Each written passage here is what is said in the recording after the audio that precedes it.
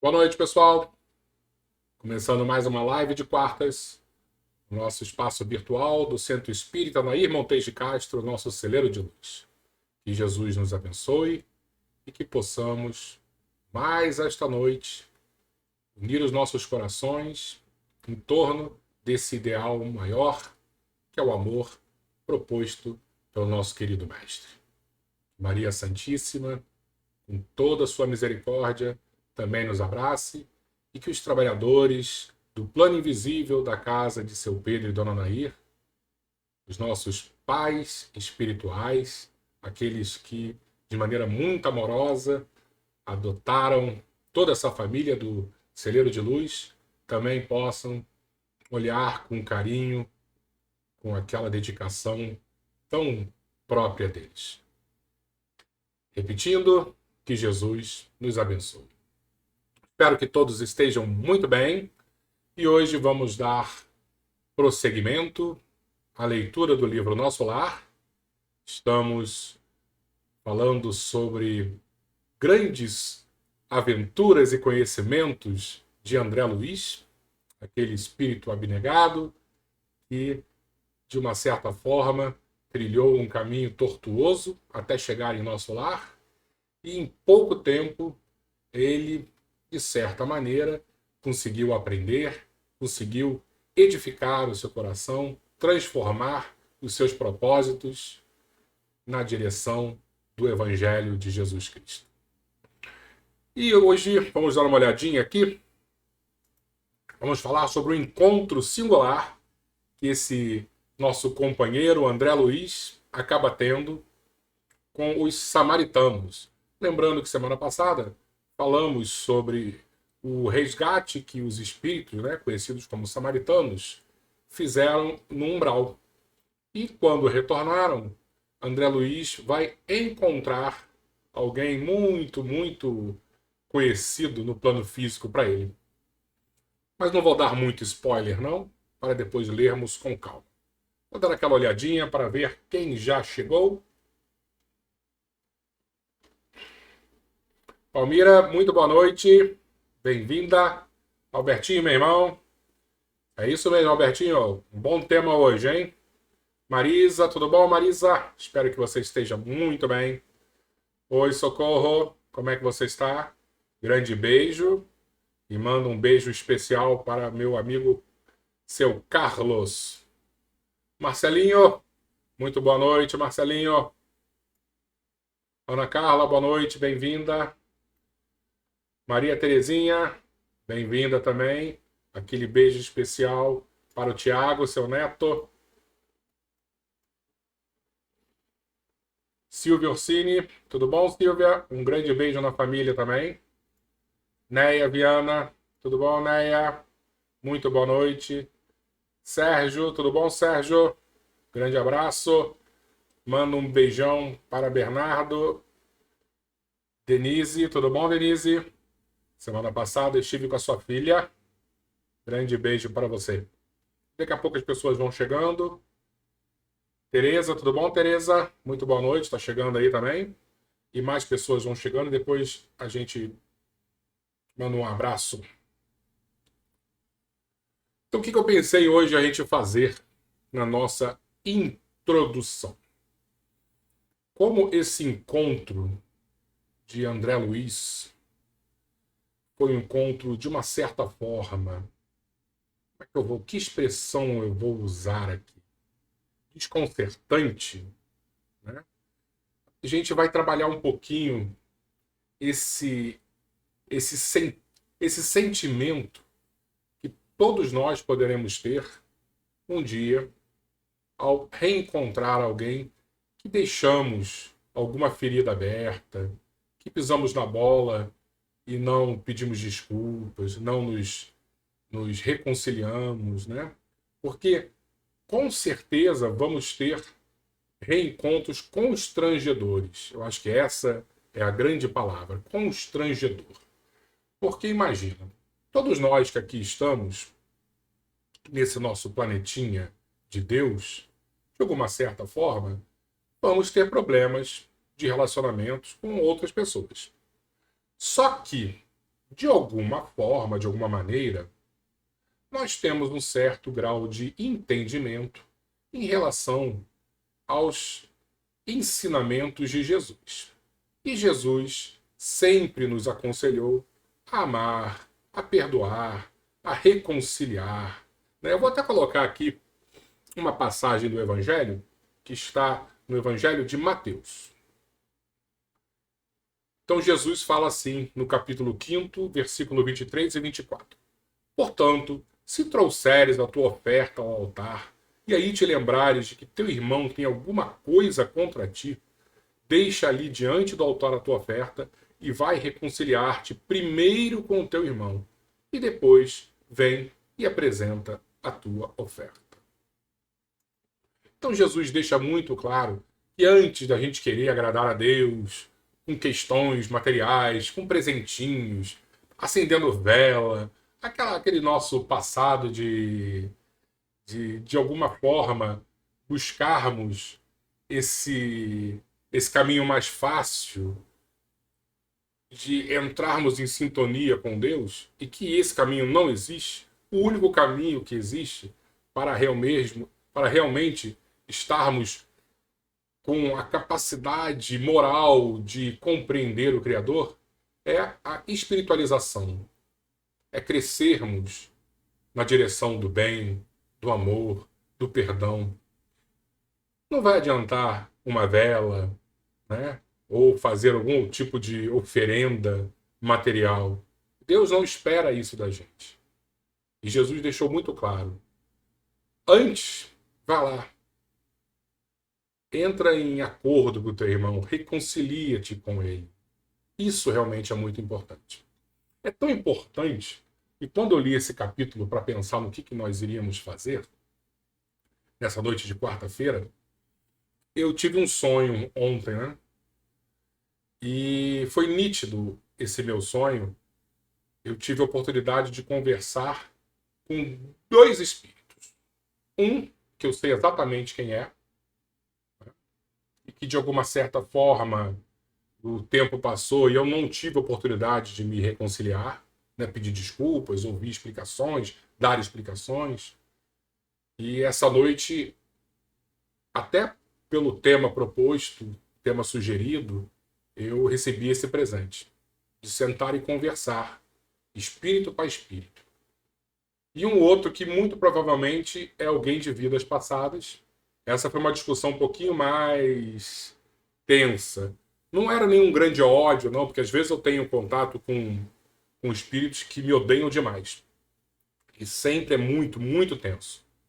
Nessa, foi um clima um pouquinho mais conturbado, mas de alguma certa forma um clima cordial, onde conversamos. Às vezes um lado aumentava a voz, falava um pouquinho mais alto, de maneira mais áspera, mas daqui a pouco a gente voltava e tentava entrar em harmonia. Tá? Então, duas oportunidades que eu, de alguma forma, tive de me reconciliar com espíritos encarnados ou desencarnados, esse segundo eu não sei exatamente quem é, e que conversamos bem. Mas eu fico sempre pensando assim, por que deixar para reconciliar no plano espiritual, na hora do sono? Isso é uma maneira muito cômoda, né? Eu acho que o mais interessante é a gente, enquanto está aqui usando esse corpo de carne de maneira ainda pesada, complexa, onde o nosso orgulho ele nos machuca, né? Porque nós somos muito egocêntricos. Por que não enfrentar todos esses obstáculos e tentar buscar uma reconciliação, uma reaproximação?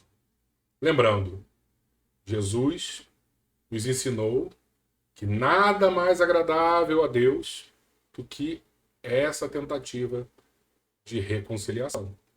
Por que não?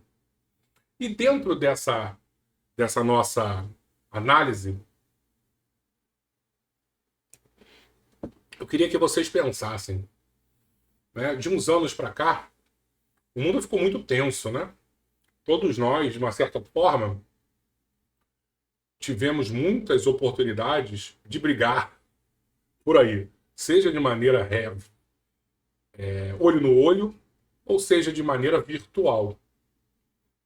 É um grupo de WhatsApp onde você tem um amigo que pensa de maneira diferente e aí tem aquele show de baixarias, ou às vezes é só o abandono do grupo e a gente nunca mais fala com a pessoa.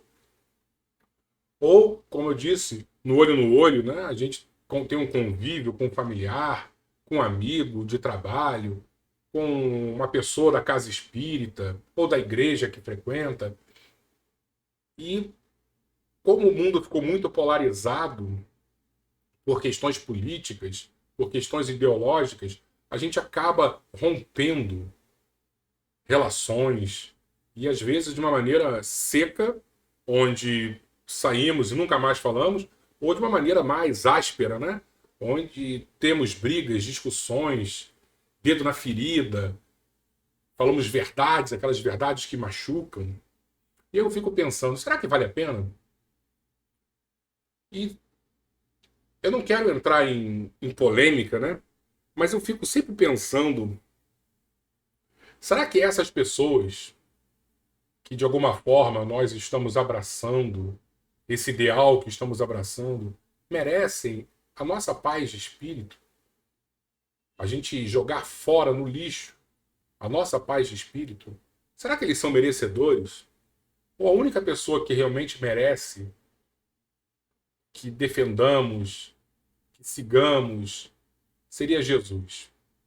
Será que nós não estamos, de alguma forma, voltando 3.000 anos atrás, quando existia um Deus, o Deus de Israel, e as pessoas abandonavam esse Deus para cultuar um bezerro de ouro? Será que nós não estamos cheios de bezerros de ouro por aí e, de maneira muito equivocada, cultuando, seguindo os passos? Vamos fazer essa análise. E dentro dessa análise, né, essas pessoas não merecem que eu jogue fora minha paz de espírito por elas. Vamos pensar assim: se elas não merecem, será que na hora da gente olhar com um pouquinho mais de carinho e compaixão aqueles que pensam diferente, justamente para buscar uma reconciliação? Porque vamos pensar assim em 30, 40 anos, 50, às vezes tem um jovem aqui, 80, 90 anos para frente, estaremos todos desencarnados. E aí eu vou encontrar um companheiro meu da casa espírita, onde trabalhávamos no mesmo ideal de amor, de caridade, mas a gente não podia se falar porque de alguma maneira pensávamos diferentes. Será que vale a pena estarmos no plano espiritual, na sala Teresa d'Ávila, ajudando no trabalho de paz, já desencarnados, e olharmos um para o outro e falar assim: cara, olha onde nós estamos aqui trabalhando em nome de Jesus. Desperdiçamos tantos anos, quando encarnados, com esse orgulho. Isso eu estou falando de um companheiro de estrada, um companheiro de trabalho espírita. E quando a gente vislumbra, quando a gente traz o núcleo familiar para dentro dessa discussão, fica muito mais sério. Porque sabemos que as nossas famílias não foram moldadas, não foram pensadas ao acaso. Elas foram construídas no plano espiritual por alguém que nos ama demais e que quer, que deseja muito a nossa evolução, a nossa paz, o nosso bem. E aí, em nome de um terceiro elemento que nem sabe que eu existo e que muitas vezes nem quer o meu bem, eu vou brigar com ela, eu vou parar de falar, eu vou me afastar. Será que vale a pena? Vamos pensar nisso. Quando nós estávamos lendo o livro A Caminho da Luz, eu recordo muito bem que Emmanuel cita que as civilizações também reencarnam juntas. E aí ele dava o exemplo, vou pegar um exemplo simples, né? Os fenícios, grandes navegadores, na época assim anterior de Cristo, comerciantes do Mediterrâneo. E aí esse grupo, de alguma certa forma, volta a encarnar essa civilização desses grandes exploradores, volta a encarnar no nosso querido Portugal. E aí, em 1400, começam a surgir os grandes navegadores portugueses, porque as civilizações reencarnam juntas também num propósito. E quando pensamos em civilizações, fenícios virando portugueses, escola de Sagres, todo esse pensamento voltado aos descobrimentos, né? Descobrimento dos mares, as famílias também são assim. Nós reencarnamos juntos diversas vezes. Em muitos momentos das nossas reencarnações, nós tropeçamos em questões específicas, que às vezes podem ser sérias, mas às vezes podem ser muito bobas. E que basta uma simples vontade de engolir um sapo. Mais um. Quantos sapos já engolimos na vida? Basta às vezes uma simples vontade de engolir um sapo para que um mal que pode vir a crescer, algo que vai nos embaraçar profundamente, pode estar sendo construído, e que essa vontade de reconciliação pode impedir todo um desdobramento. Então, por quê? Por que vamos aqui ficar presos juntos de uma vaidade, do egocentrismo, se sabemos que essas pessoas, principalmente essas pessoas das nossas famílias, não estão em nossas vidas ao acaso? Ah, mas Leco, essa pessoa me fez sofrer tanto, eu tenho tanta mágoa, tanto ressentimento. Maior ainda o motivo para a libertação. Toda mágoa, todo ressentimento é uma algema que nos deixa presos ao passado. E se somos espíritas, isso é muito importante a gente ter em mente.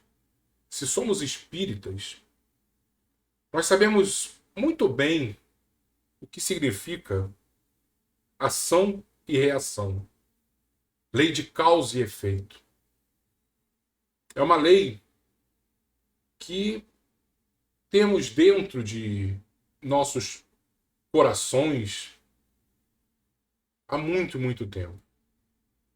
Então, se vemos um sofrimento, imediatamente, como espíritas, compreendemos que algo foi feito lá atrás para que essa dor agora que está surgindo em nossas vidas, ou na vida do próximo, faça sentido. Porque é uma balança que estava desequilibrada, e a dor é a oportunidade que Deus nos dá para que reequilibremos essa balança. E aí, nós sofremos, nós às vezes somos pisados, fomos humilhados, tivemos questões terríveis. Mas como é na nossa vida, nós jogamos fora toda essa informação, que é uma ferramenta extremamente hábil e valiosa para que possamos compreender o significado da dor. Eu não quero saber o que eu fiz lá atrás para estar passando hoje por essa situação, por essa questão. Eu não quero saber. Mas eu tenho certeza de que se eu estou sofrendo, se eu sofri, se eu passo ou passei por um constrangimento, por uma dor moral, uma dor física, algo existiu no passado. Seja num passado muito próximo, nesta vida mesmo, ou seja em vidas anteriores. Então, se a teoria espírita existe em nossos corações, na nossa mente, vamos tentar unir com as palavras de Jesus, que é a reconciliação, que é o perdão, justamente porque essa algema que nos prende precisa se abrir. Nós temos uma estrada infinita para caminhar. E enquanto não tomarmos essa decisão, principalmente essa decisão dentro dos nossos lares, é um pai, uma mãe, um filho, um esposo, uma esposa, seja o que for, nós precisamos reconciliar. Isso não significa que a gente vai deixar que novamente as coisas aconteçam. Não significa que eu vá voltar a morar com a mulher que me traiu ou com o marido que me magoou. Não é isso que eu estou falando. Mas é abandonar o ódio, é jogar fora esse sentimento, esse peso que fica nas nossas costas e que nos impede a caminhada. Então vamos assumir esse compromisso. Nesta vida, não precisa ser hoje, não precisa ser amanhã, mas vamos amadurecer esse ideal. Porque se não for assim, se não nos propusermos a dar esse passo, e repetindo, não precisa ser hoje, mas é pensar assim, olha, eu vou trabalhar isso dentro de mim. Porque eu sei que me faz mal. Eu sei que me consome, tira a minha força, o meu sono, a minha paz de espírito. Eu vou deixar isso para lá. Eu vou trabalhar isso. Vamos tentar de alguma maneira. E eu acho que o primeiro passo que nós podemos fazer é na nossa oração íntima, antes de dormir, naquele momento que estamos só nós e Deus, é pedir de maneira muito verdadeira: me ajuda a resolver o problema. E quando temos sinceridade no nosso pedido, principalmente num pedido tão nobre, que é a reconciliação, não tenhamos dúvidas, ele vai dar o jeito dele. Eu recordo, já falei para vocês aqui, né? Eu tinha problemas muito sérios com a minha mãe. Fui um jovem muito rebelde, vamos dizer assim. E minha mãe, de uma certa forma, uma pessoa que era muito dura. E como éramos muito parecidos, não nos bicávamos. Só que Deus, de alguma maneira, nos presenteou. E olha como é que são os presentes divinos, né? Porque a gente podia esperar num aniversário, na hora que eu vou cortar o bolo, o primeiro pedaço é para minha mãe, e a gente se abraçou, chorou, ai mãe, perdão. Não foi nada disso. Não foi dessa maneira bonita. Eu tive um problema muito sério de saúde e ela se propôs que eu voltasse para casa. Eu dividi apartamento com os amigos, muito jovem ainda, e que ela iria cuidar de mim. Então foram 2 meses que eu tive não apenas uma mãe, mas uma babá, que fazia comida, que conversava e que cuidou de mim da melhor maneira possível. E anos depois, ela ficou muito doente E eu também tive a oportunidade de cuidar dela. E aí eu fico pensando, claro que as dores, as doenças são terríveis, mas quantas oportunidades podem surgir nesses presentes de Deus que, no primeiro momento, não identificamos como uma dádiva, mas que o tempo e a sabedoria vão nos apresentar como grandes soluções. Então, possamos fazer esse pedido ao nosso Pai Maior, que, da melhor maneira possível,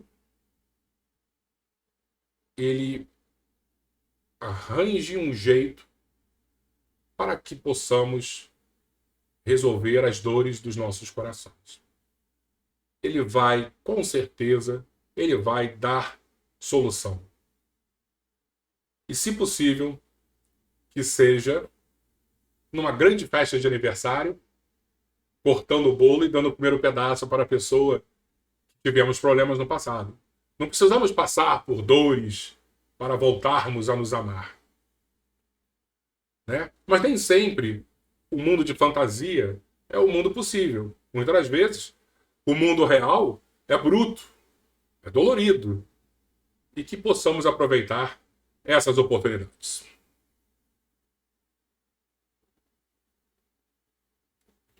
Vamos lá? Vamos ler o nosso livro? Então hoje vamos falar sobre o encontro singular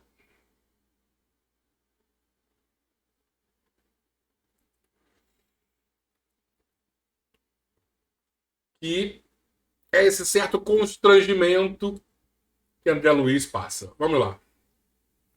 Guardavam-se petrechos da excursão e recolhiam-se animais de serviço, quando a voz de alguém se fez ouvir carinhosamente a meu lado. André, você aqui? Muito bem, que agradável surpresa.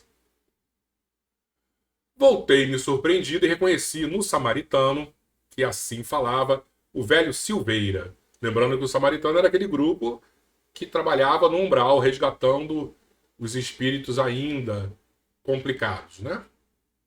Pessoa de meu conhecimento, a quem meu pai, como negociante inflexível, despojara um dia de todos os bens. Olha que constrangimento. Justo acanhamento dominou-me então. Quis cumprimentá-lo, corresponder ao gesto afetuoso, mas a lembrança do passado paralisava-me de súbito. Não podia fingir naquele ambiente novo, onde a sinceridade transparecia de todos os semblantes. Foi o próprio Silveira que, compreendendo a situação, veio em meu socorro acrescentando: francamente, ignorava que você tivesse deixado o corpo e estava longe de pensar que encontraria em nosso lar. Identificando-lhe a amabilidade espontânea, abracei-o comovido, murmurando palavras de reconhecimento. Quis ensaiar algumas explicações relativamente ao passado, mas não consegui. No fundo, eu desejava pedir desculpas pelo procedimento do meu pai, levando-o ao extremo de uma falência desastrosa. Naquele instante, eu revia mentalmente o clichê do pretérito.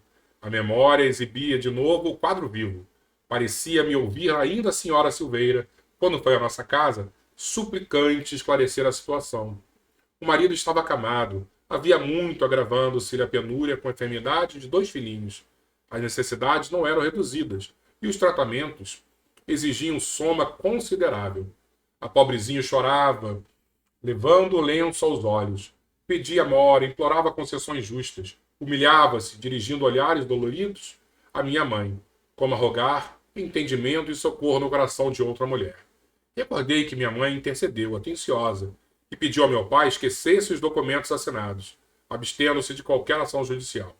Meu genitor, porém, habituado a transações de vulto e favorecido pela sorte, não podia compreender a condição do retalhista. Manteve-se irredutível. Declarou que lamentava as ocorrências que ajudaria o cliente e amigo. Declarou que lamentava as ocorrências que ajudaria o cliente e amigo. De outro modo, frisando, porém, que no tocante aos débitos reconhecidos, não via outra alternativa que a de cumprir religiosamente os dispositivos legais. Não podia, afirmava, quebrar as normas e precedentes do seu estabelecimento comercial.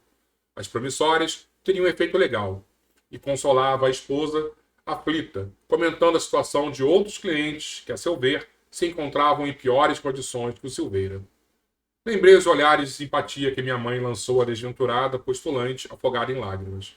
Meu pai guardava profunda indiferença a todas as súplicas, e quando a pobre mulher se despediu, repreendeu minha mãe austeramente, proibindo-lhe qualquer intromissão na esfera dos negócios comerciais.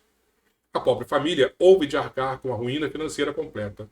Relembrava perfeitamente o instante em que o próprio piano da senhorita Silveira foi retirado da residência para satisfazer as últimas exigências do credor implacável. Que situação, hein? Queria desculpar-me, e todavia não encontrava frases justas, porque na ocasião também encorajara meu pai a consumar o iníquo atentado. Considerava minha mãe excessivamente sentimentalista e induzira-o a prosseguir na ação até o fim. Muito jovem ainda, a vaidade apossara-se de mim. Não queria saber se outros sofriam. Não conseguia enxergar as necessidades alheias. Via apenas os direitos de minha casa, nada mais. E nesse ponto tinha sido inexorável, inútil qualquer argumentação materna.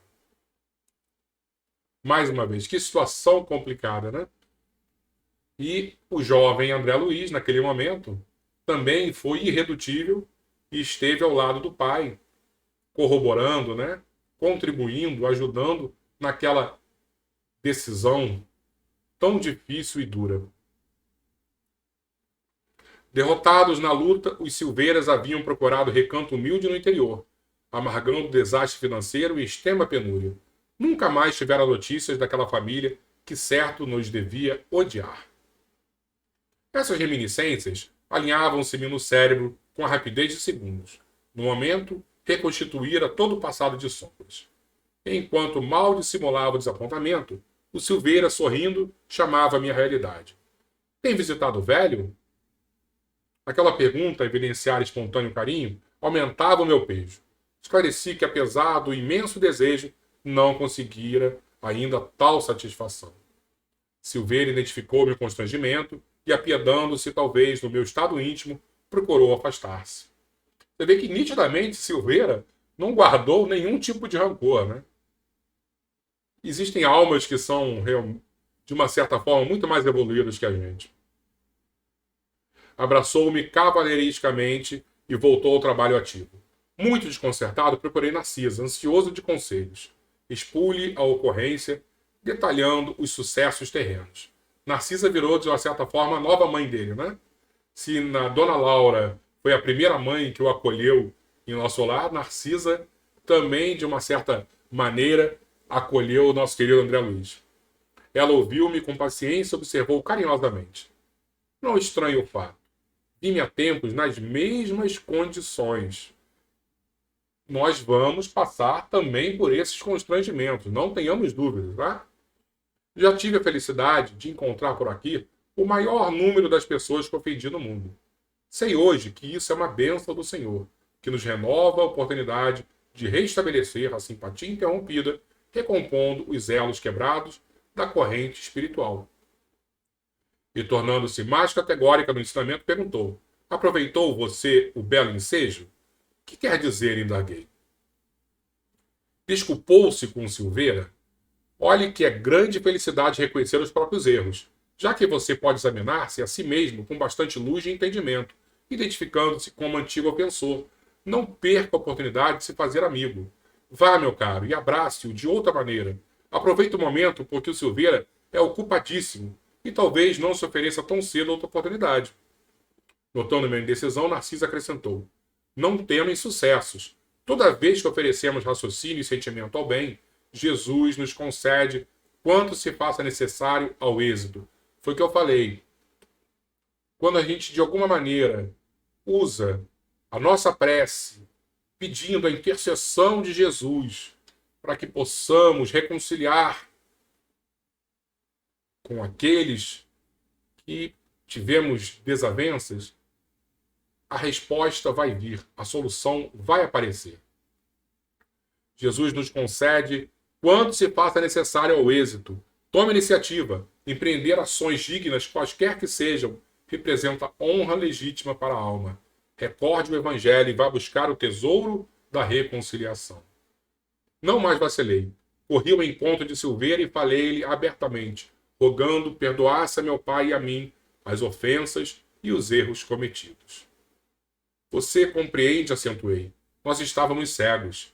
Em tal estado, nada conseguíamos vislumbrar, senão interesse próprio. Quando o dinheiro se alia à vaidade, Silveira, dificilmente pode o homem afastar-se do mau caminho. Silveira, comovidíssimo, não me deixou terminar. Ora, André, quem haverá isento de faltas? Acaso poderia você acreditar que vivi isento de erros? Além disso, seu pai foi o meu verdadeiro instrutor.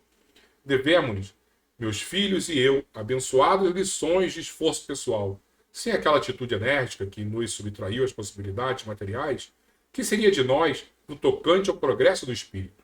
Renovamos aqui todos os velhos conceitos da vida humana.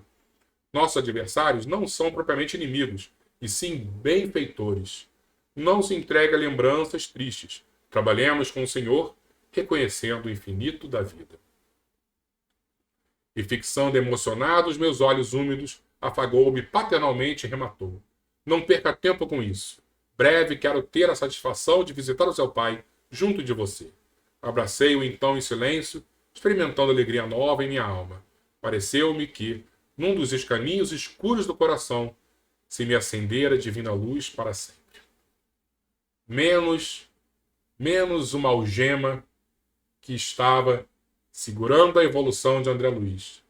Todas essas oportunidades que Deus nos oferece, nós temos que aproveitar. E semana que vem, vamos falar sobre um dos capítulos mais interessantes do nosso lar, que é o sonho.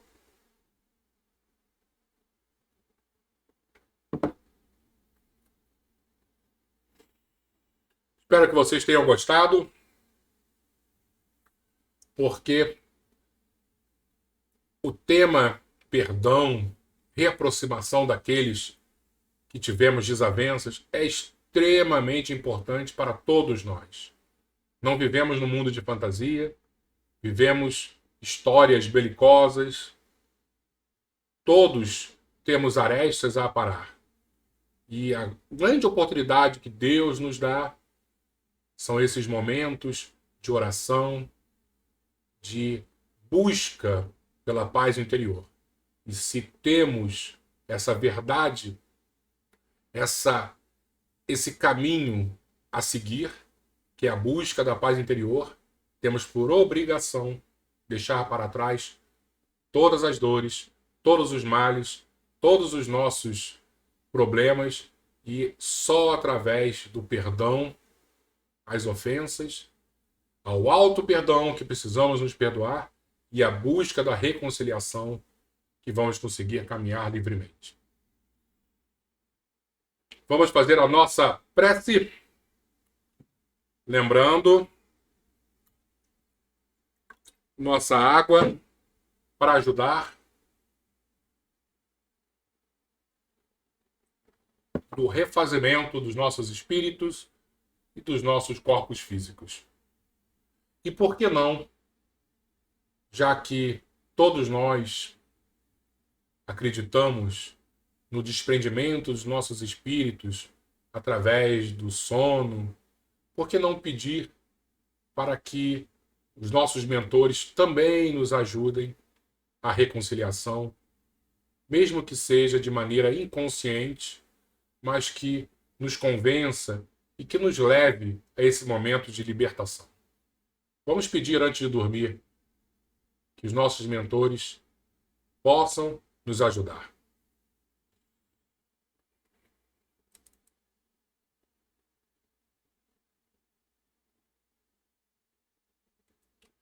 Vamos lá, então, fazer a nossa prece? Vamos fechar os nossos olhos, como de costume. Vamos lembrar de Jesus, porque o nosso Mestre precisa estar no nosso íntimo. Quantos momentos, em quantas situações, esquecemos completamente da sua figura sagrada e abençoada. A disciplina antecede a espontaneidade. E se buscarmos esse hábito saudável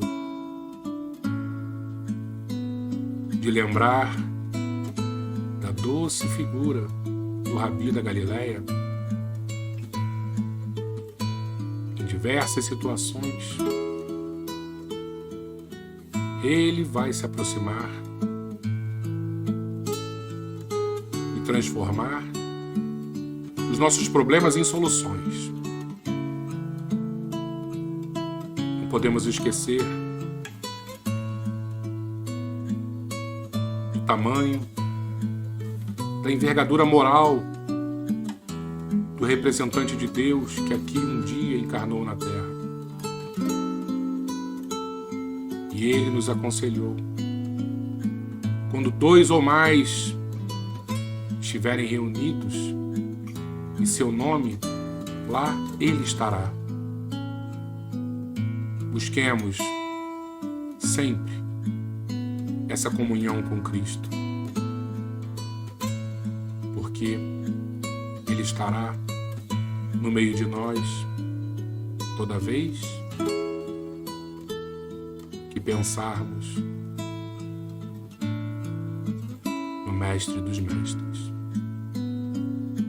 Senhor Jesus, aqui estamos, Senhor. Em primeiro lugar, agradecendo o seu amparo, a sua luz, as suas bênçãos. Pedimos também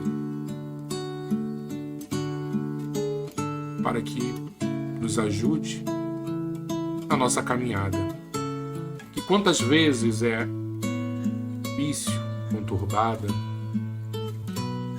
mas temos a certeza que juntos de Ti, o peso que carregamos é mais leve, pois não estamos sozinhos a suportar esse fardo. Fica conosco, Senhor, nos abençoando, iluminando, e que nossa inclinação ao bem possa, de uma certa forma, aumentar,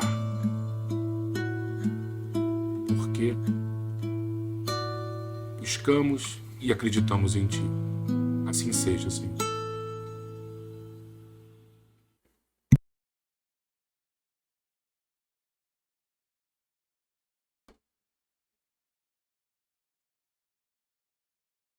Muito obrigado, pessoal.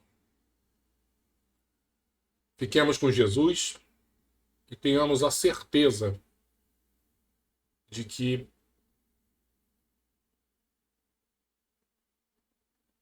o mar pode estar virado, revolto, as embarcações podem ser frágeis, mas com o Mestre no leme, nenhuma onda é capaz de nos fazer qualquer mal. Tenhamos a certeza disso. Mais uma vez, muito obrigado. E semana que vem, se Deus quiser, estaremos juntos novamente, buscando essa companhia extremamente agradável, que é a dos bons espíritos e principalmente deste nosso querido Mestre que nos ama tanto. Muito boa noite a todos. Até semana que vem, pessoal.